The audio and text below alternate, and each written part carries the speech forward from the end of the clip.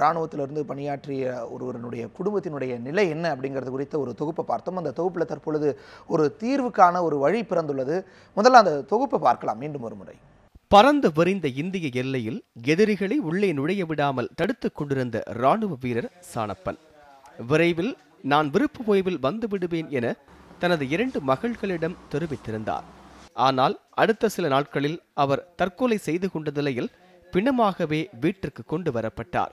28 ஆண்டுகள் இந்தியாவின் எல்லையை காத்து வந்த அந்த வீரரின் குடும்பத்தை இன்று காத்திட எந்த அரசும் முன்வராததால் அவருடைய குடும்பம் சோகத்தில் உள்ளது.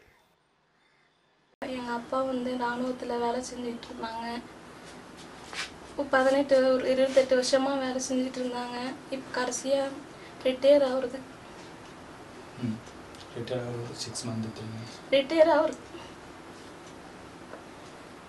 ரிட்டையர் ஆகுறதுக்குன்னு 6 மாசம் தான் இருந்தது. அதை காட்டி இறந்துட்டு அவர் எப்படி இறந்தாருங்க தெரியல. அங்கேயே போஸ்ட்மார்ட்டம் பண்ணி எடுத்துட்டு வந்தாங்க. நாங்களும்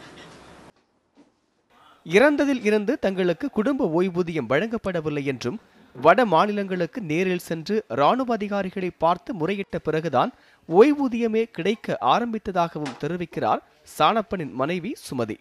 மேலும் அவர் முதல் 3 ஆண்டிற்கு 11,000 ரூபாயும் அடுத்த 2 ஆண்டுகளுக்கு 7,000 ரூபாய் என ஒரு வீரர் இறந்து 5 ஆண்டுகளுக்கு மட்டுமே ஓய்வூதியம் வழங்கப்படுவதாகவும் குறிப்பிடுகிறார்.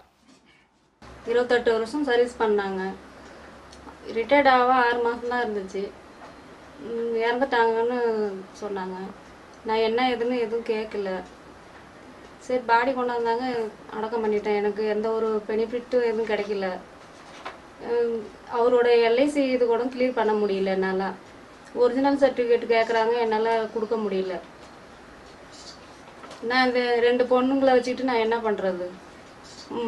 பென்ஷன் வர்றதும் ஒழுங்காக வரமாட்டாங்க.